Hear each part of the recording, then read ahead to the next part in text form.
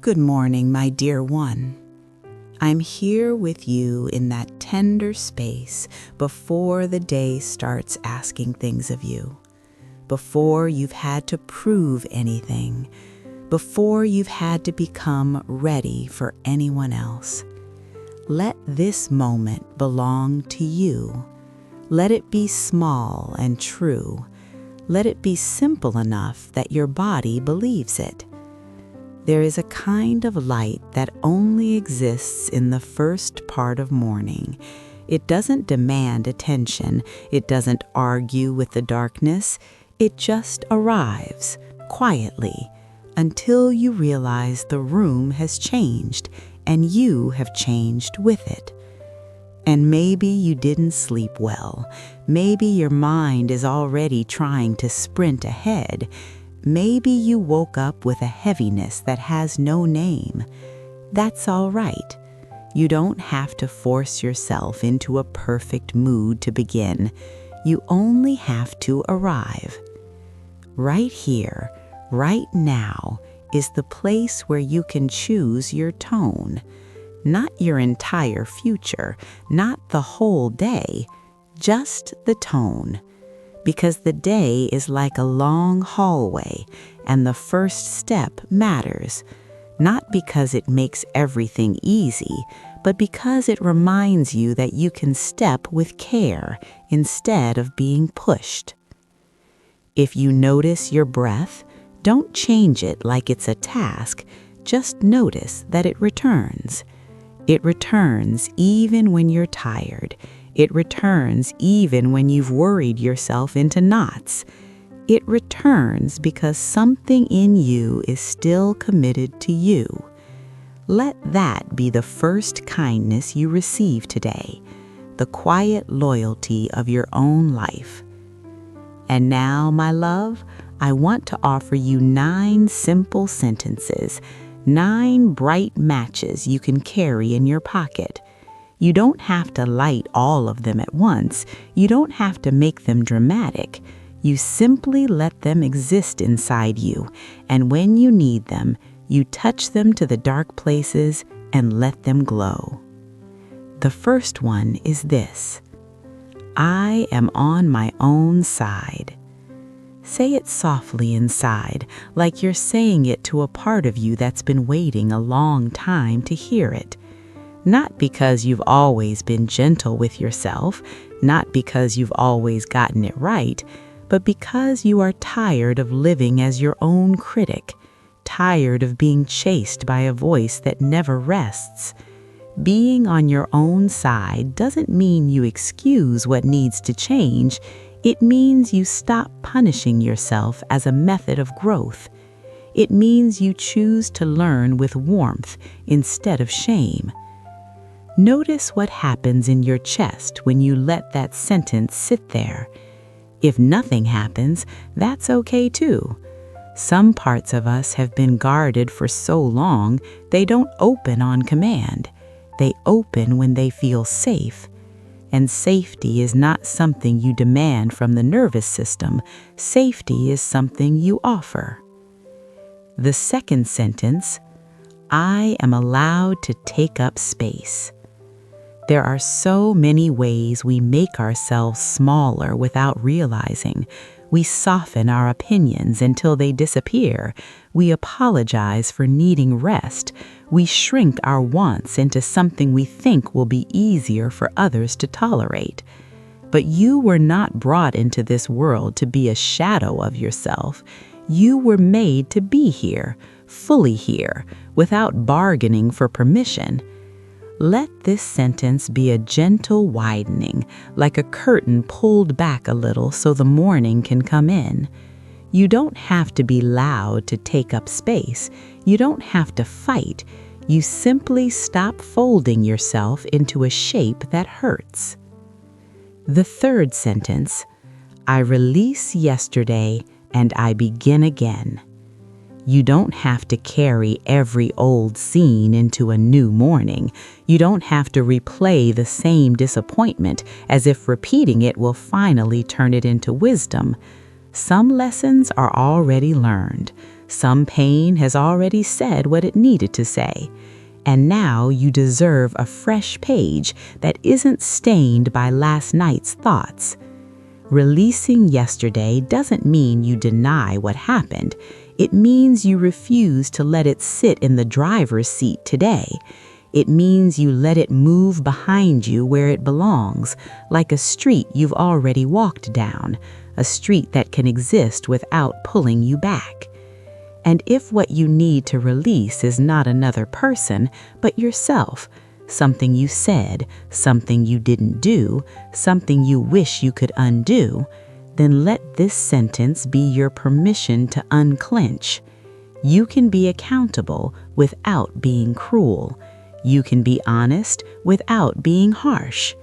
Beginning again is one of the most sacred things a human being can do. The fourth sentence, I can soften my grip and still be safe. So many of us think tightness is protection. We grip the plan, we grip the outcome, we grip the image of how it should go, and when life refuses to match it, we tighten even more. But tightness doesn't keep you safe. Tightness only tells your body the world is a threat. Softening your grip is not giving up. It's choosing peace over panic. It's letting life breathe. It's letting you breathe. It's the understanding that the day does not require you to wrestle it into submission. The day will meet you more kindly when you meet yourself more kindly. Imagine your hands inside your mind. If they're clenched, let them open a little.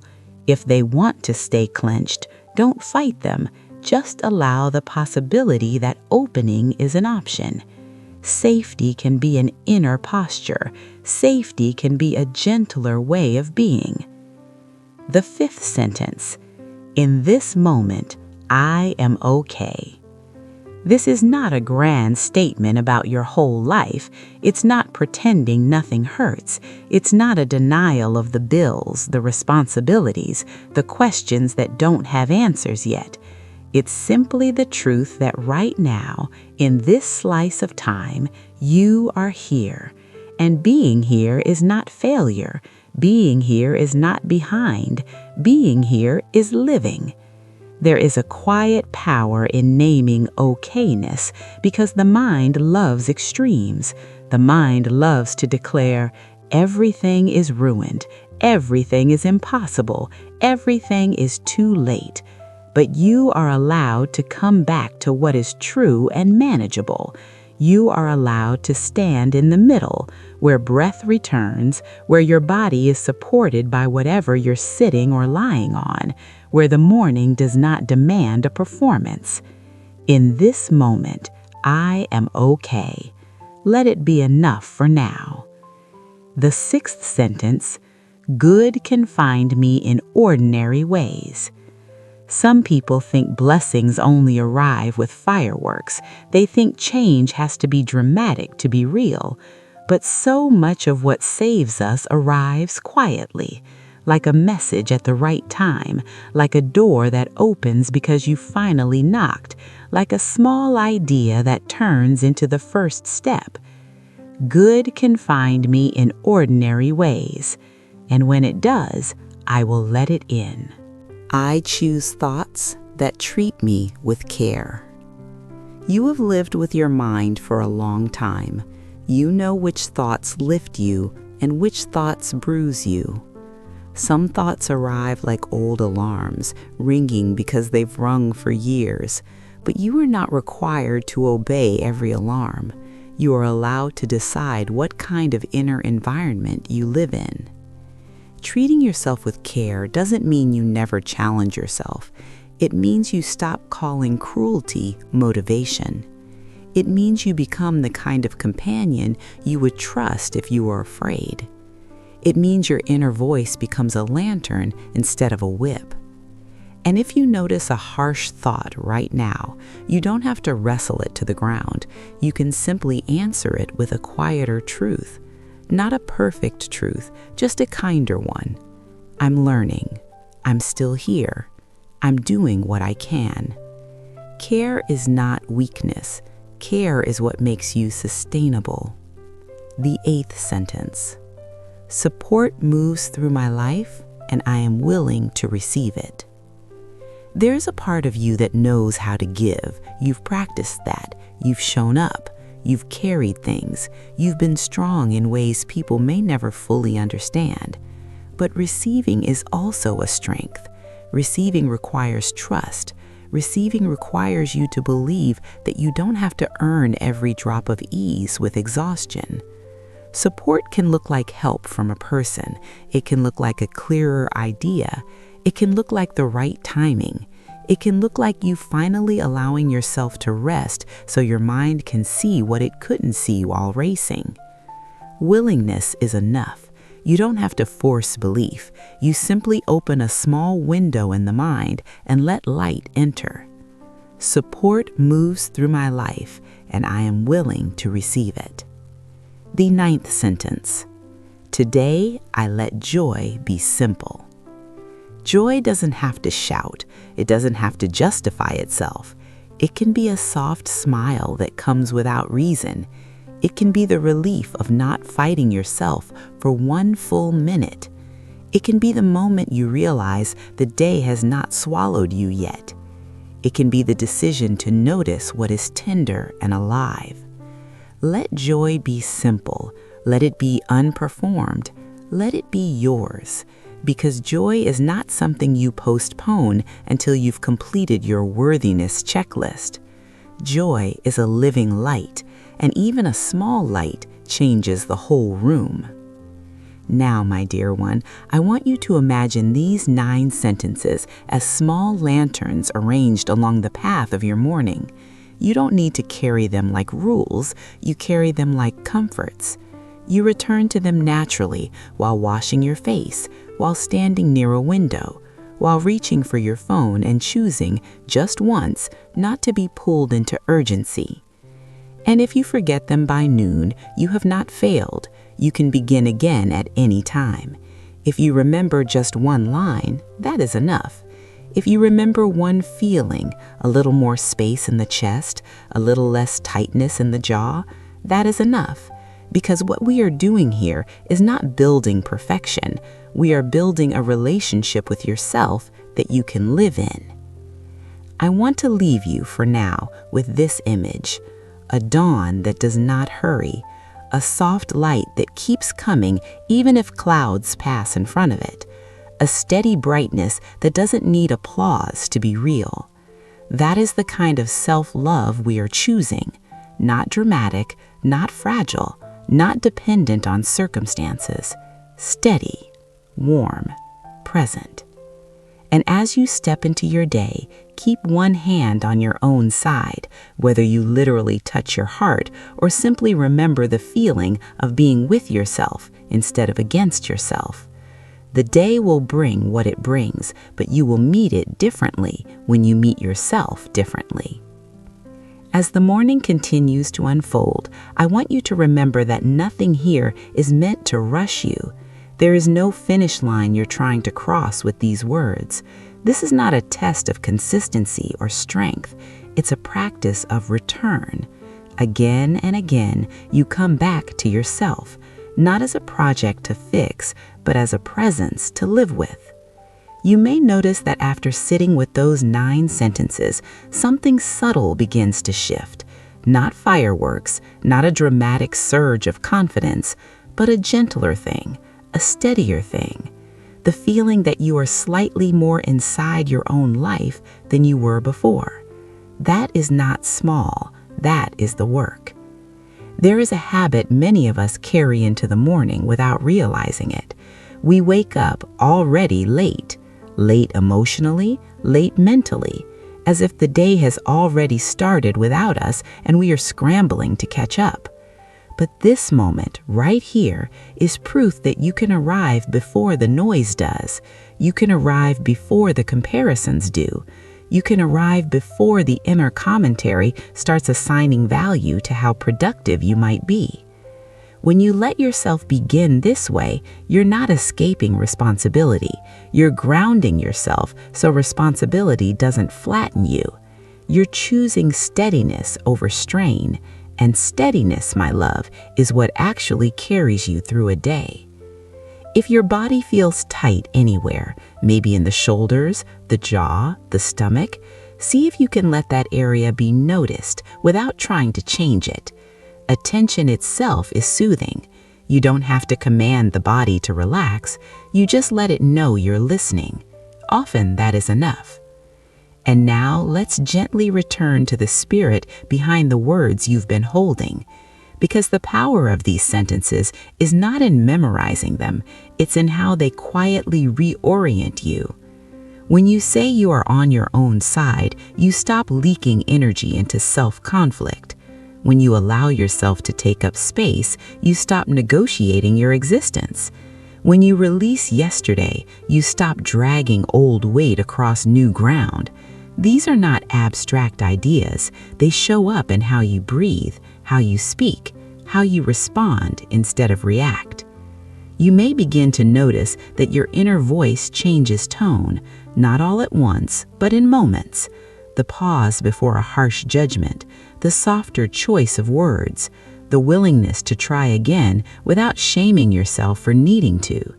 This is how healing actually works, quietly, incrementally, without spectacle. There will be days when these words feel close and days when they feel far away. That doesn't mean you're regressing, it means you're human. Practices like this are not ladders you climb, they are circles you walk. You return to the same truths from a slightly different place each time. And here is something I want you to hear clearly.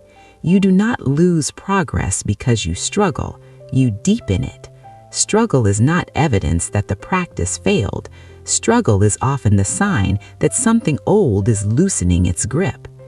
If you notice resistance, an inner voice saying this is silly or pointless or unrealistic, see if you can treat that voice with curiosity instead of force. Resistance is usually trying to protect something. It learned its job a long time ago. You don't have to silence it, you simply don't let it run the whole conversation. You might say, gently, I hear you and I'm choosing care anyway. That choice matters. As you move further into your day, you may find yourself slipping back into old rhythms. That's okay. You don't need to maintain a constant state of calm. What matters is that you know how to come back. Even one breath, even one remembered sentence, even one moment of softness in the middle of everything else. You are not meant to live all day in reflection. You are meant to live, and living includes movement, decision, interaction, and sometimes friction. These words are not meant to remove that. They are meant to support you inside it. Imagine them now as something internal and portable, not something you sit down to do, but something that walks with you, like a hand at your back, like a steady presence reminding you that you are not doing this alone, even when it feels like you are. And before we move on, I want to ask you, not as a task, but as an invitation, to notice one thing in your environment that feels neutral or slightly pleasant, the temperature of the air, the color of something nearby, a sound that isn't demanding your attention. This is not about gratitude as a performance. It's about reminding your nervous system that the world contains safe, ordinary moments too. Let that noticing settle. Let it anchor you. Because when you build a morning like this, one that begins with presence instead of pressure, you are quietly changing the shape of your days, not by force, not by affirmation overload, but by choosing a relationship with yourself that you can actually sustain. And from that place, so much else becomes possible. Let's keep going, gently, without trying to arrive anywhere in particular. As the day stretches ahead of you, I want you to know that you are not required to carry all of it at once. The mind often tries to compress the future into a single weight, as if everything that might happen needs to be managed right now. But life does not move that way. It moves in moments, and you only ever meet one moment at a time. When you remember this, something in you loosens. The shoulders don't have to brace. The breath doesn't have to hurry. You begin to move with the day instead against it. The words you've been sitting with are not meant to hover in your head like rules. They are meant to sink into your body as permissions. Permission to soften, permission to pause, permission to respond rather than defend. You may notice at some point today a familiar trigger, a comment, a delay, a thought that spirals faster than you expect. When that happens, see if you can recognize it not as failure, but as a moment of awareness. Awareness is the doorway. Without it, we repeat automatically. With it, we have choice. You don't need to fix the moment. You don't need to correct yourself. Sometimes the most powerful thing you can do is simply name what's happening inside you, quietly, without drama, and stay present. I'm feeling tight. I'm feeling rushed. I'm feeling unsure. That kind of honesty brings you back into yourself, and once you're back, you're no longer lost in reaction. There is a deep kindness in allowing yourself to be exactly where you are, not where you think you should be, not where you imagine others are, right here. This is the place where real change happens, not because you push, but because you stop abandoning yourself. And I want to say something that doesn't get said enough. You do not need to be in a good mood to be grounded. You do not need to feel inspired to be aligned. You only need to stay connected to yourself. Connection is quieter than motivation, but it lasts longer. As you carry these words with you, you may begin to sense a subtle shift in how you move through the world. Less urgency to prove, less pressure to perform, more space to listen to yourself and to what life is offering in each small interaction. This doesn't mean everything becomes easy. It means you become steadier. And steadiness changes how difficulty feels. It doesn't erase it. It makes it workable.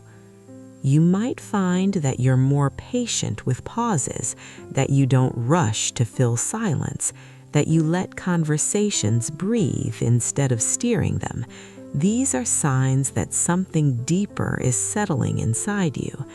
You are learning how to trust your own presence. And trust, when it grows slowly like this, doesn't need to announce itself. It shows up in your posture, in the way you wait, in the way you let things unfold without gripping them. If at any point today you feel the pull to go back to old patterns, self-criticism, comparison, overthinking, remember that those patterns are not enemies, they are habits. And habits soften when they are met with consistency, not force. You can always return to one simple thing, the feeling of being here. The body knows how to do this better than the mind.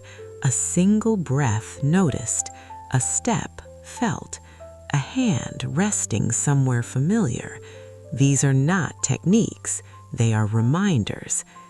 And as we begin to close this time together, I want you to feel the quiet confidence of knowing that nothing you've touched here disappears when this moment ends. You don't have to hold on to it tightly. You don't have to remember every word.